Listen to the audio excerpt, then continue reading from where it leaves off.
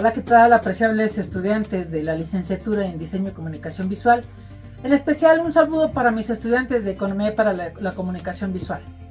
Pues bien, muchachos, estamos cerrando ya la semana, la primera semana de actividades de nuestra licenciatura, de nuestra asignatura, y me permito felicitar a todos aquellos que ya han entregado sus actividades. Me congratula comentarles que ya están sus retroalimentaciones de esta semana 1. A los compañeros que no han entregado su trabajo de la semana 1, he de agradecerles lo entreguen a la brevedad posible, toda vez que de ello depende su calificación en la asignatura.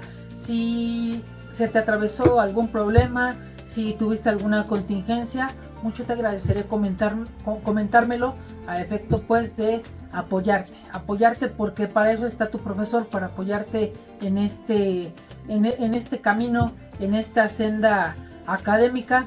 Y bien, pues les comento, estamos cerrando y vamos ya a arrancar con las actividades de la semana 2. Y en esta semana 2 tenemos una agenda de actividades, muchachos, en la cual pues ya vimos el aspecto de la economía como ciencia, y ahora vamos a abordar estas teorías económicas, estas teorías que han abordado, que han estudiado a la economía a lo largo de su historia.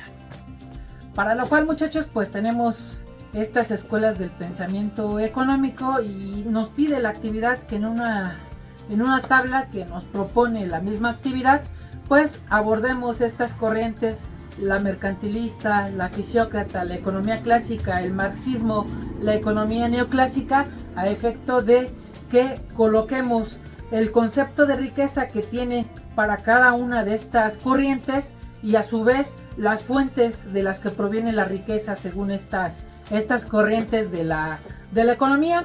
Es pertinente comentarte, sugerirte que en todas tus actividades agregues una introducción, un desarrollo, que es en donde va a ir plasmado tu cuadrito, que agregues también una conclusión, y que por supuesto agregues esas referencias bibliográficas, esas referencias cibergráficas de donde estás obteniendo esa información, porque de ello va a derivar, o de ello deriva, que no se considere tu envío como un plagio académico, ¿no? Está mucho de moda este término de plagio académico, pero para evitarnos esos problemas, pues coloques esas referencias cibergráficas, esas referencias bibliográficas.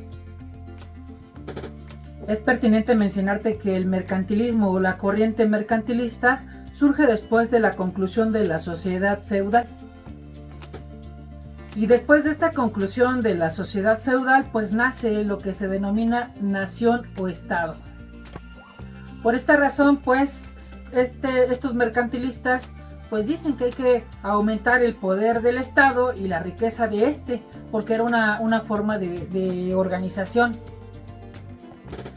Y bueno, pues bien, esta corriente se basa en el supuesto de que existe un conflicto inevitable entre los intereses particulares de las personas y el Estado.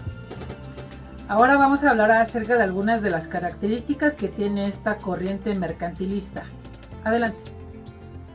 Número 1. La riqueza y poder de un país se van a medir por la cantidad de metales preciosos que tienen los países. Ellos establecen una política económica, dejar hacer, que exige que el Estado no intervenga en las actividades económicas de la sociedad. Y por último, ellos creen que la libre competencia va a generar mejores precios en el mercado. Es momento de abordar a los clásicos de la economía. Y bueno, la economía clásica, muchachos, es la escuela del pensamiento económico, considerada como la primera escuela moderna de la economía. Nace como respuesta a las condiciones históricas de finales de los siglos XVIII y XIX, tales como la Revolución Industrial. ¿Quién no recuerda ese fenómeno en donde comienzan a hacerse más complejas las operaciones? Ya lo veíamos en un video anterior, y comienza a favorecerse el intercambio de bienes y servicios. ¿Por qué? Por la complejidad de la industria. Ahora vamos a ver algunas de las características de los clásicos de la economía, de esta escuela del pensamiento económico. Y bueno, ellos buscan analizar el contexto de la economía, el contexto económico, el contexto de ese boom que se dio en la industria mediante un análisis, ¿sí? Ellos buscan hacer este análisis y ver ese comportamiento que tuvo la economía en este gran boom. Es pertinente mencionarte que algunas de sus principales preocupaciones de estos clásicos son el crecimiento y desarrollo económico y temas inherentes o relacionados con la distribución, el valor y el comercio internacional. Para los clásicos también el Estado debe de abstenerse de intervenir en las actividades de la sociedad. Es el mismo hombre quien busca beneficiarse de esa sociedad y a su vez al beneficiarse pues va a beneficiar a toda la sociedad. Para los clásicos el origen de la riqueza deviene ¿de qué? Deviene de la división del trabajo. Ellos consideran que si alguien se especializa en ciertas funciones pues se puede aumentar la productividad. Es pertinente también mencionarte que para ellos el origen y la fuente del valor es el trabajo humano, considerando a los salarios y la renta como una fuente de valor de cambio. Sin embargo, pues el valor del trabajo va a superar lo que el capitalista paga en forma de salario a quien trabaje para él.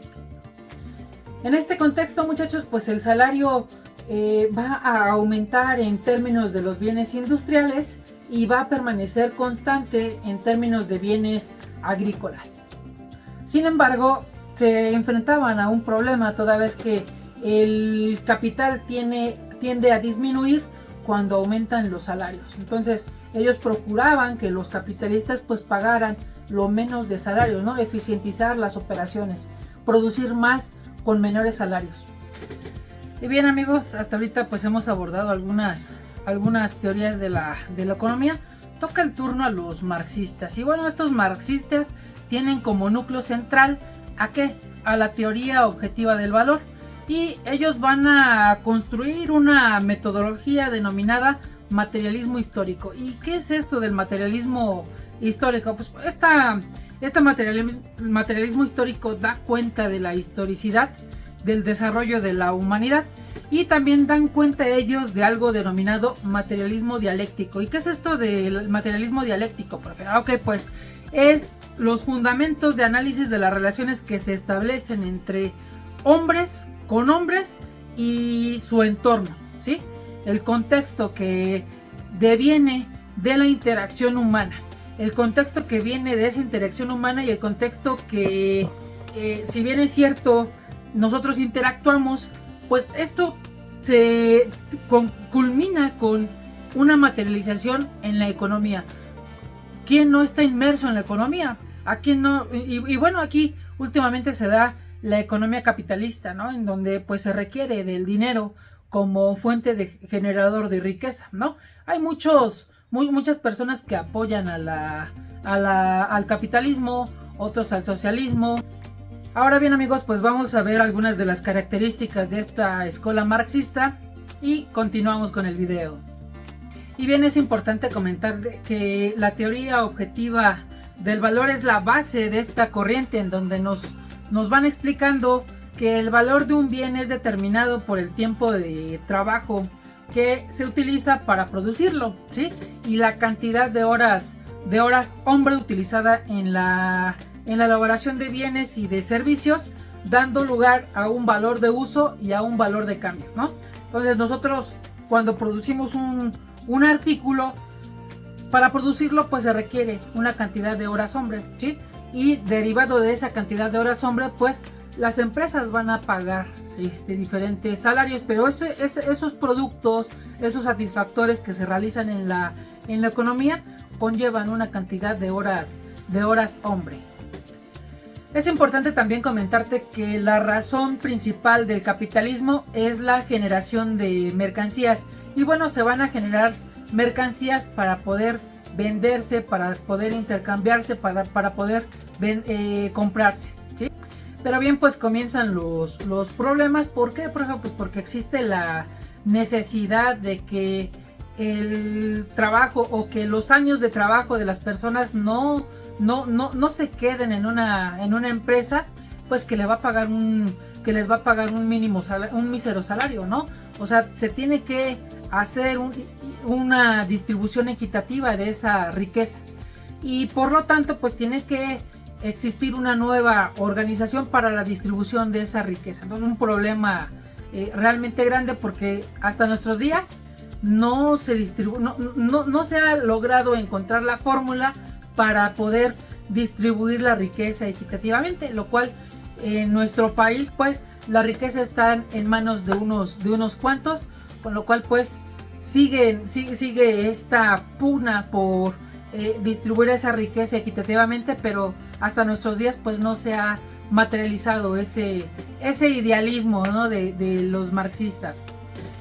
Posteriormente, muchachos, surge la economía neoclásica. Y bueno, la economía neoclásica surge en la segunda mitad del siglo XIX, y a ellos también se los conoce como teóricos de la utilidad marginal. ¿Qué es la utilidad marginal, muchachos? Ingresos menos gastos es igual a tu utilidad marginal. Y ahora pues vamos a abordar algunas de las características de estos economistas de esta escuela del pensamiento económico, que es la neoclásica. Y bien, pues la base de esta escuela tiene que ver con la economía subjetiva de valor. Y bueno, esta corriente nos dice que el valor de un bien no se va a determinar con la cantidad de horas hombre invertidas en la generación de este bien, de este servicio, ¿no? En contraposición a los marxistas, ellos sostienen que el valor de un bien va a depender de la utilidad que genera a quien ha de consumirlo. Como segunda característica de esta escuela es que la formación de los precios se va a dar en función de la intensidad de preferencia de los consumidores para obtener una unidad adicional de un producto determinado. En este sentido, ellos nos dicen que vamos a alcanzar un punto de equilibrio. Un punto de equilibrio es el punto en donde el productor, en donde la empresa no pierde ni gana. En este caso, un punto de equilibrio en el que la sociedad no pierde ni gana. Ellos dicen que se va a materializar en función de las preferencias de los consumidores por los bienes más baratos y de los productores por los más caros, alcanzando y regulando pues ya el mercado. En este sentido, muchachos, va a existir una división entre la economía real, que es en donde se determina el producto y el nivel de empleo, y la economía nominal, que es en donde se determinan los precios. Así pues, el dinero se va a considerar como neutro. ¿Por qué? Pues no va a afectar el nivel real de la economía, solo al nivel de precios. Ellos van a implementar una teoría monetaria, que es en donde se establece la necesidad de los medios de pago y se aplica la utilidad marginal del dinero. Ya explicamos que la utilidad marginal es ingresos menos gastos es igual a utilidad marginal. Y también en esta teoría se va a establecer la diferencia entre la economía pura y la economía aplicada. La economía pura, que es la teoría, y la economía aplicada, que es para lograr un equilibrio. Ya mencionábamos que el punto de equilibrio es en donde no se pierde ni gana. Ellos nos dicen que el desempleo es voluntario, es decir, pues no trabaja porque no quiere, ¿no? O sea, si trabajamos es voluntariamente, puesto que va a existir un mercado laboral en el que se van a ofertar las vacantes. En función de esta oferta de vacantes, pues se va a alcanzar un punto de equilibrio, toda vez que va a haber personas que intenten colocarse en una vacante laboral y va a haber personas que no lo deseen hacer. Entonces ellos dicen que se va a alcanzar un punto de equilibrio. También, muchachos, ellos nos hablan que la desigualdad en la distribución de la riqueza y de los ingresos se van a deber a factores como el talento, como la energía, como la ambición de cada uno de los individuos. Y así pues el éxito va a depender de sus características individuales. Y pues bien, estas escuelas de la economía nos permiten entender cuál ha sido la senda por la que ha atravesado la economía a lo largo de su desarrollo como ciencia, ¿sí? Y su principal preocupación de la economía pues es acerca de los recursos, de las necesidades de las personas, de la escasez de esos recursos, todas que los recursos no son infinitos, son finitos, muchachos. Y bueno, yo espero que esta información haya sido de tu utilidad y espero tus trabajos. Ya los compañeros que aún no entregan sus trabajos, por favor entréguenlos. Yo estoy atento a sus envíos y estoy atento a cualquier duda que pudieran externar al alcance de un mensaje por la plataforma. Por mi parte es todo, muchachos. Les deseo un gran inicio de semana. Les mando un fraternal abrazo a todos y les deseo muchos éxitos, no solo en mi materia, sino en las materias de todos los que llevan con todos sus profesores. Hasta la próxima, amigos.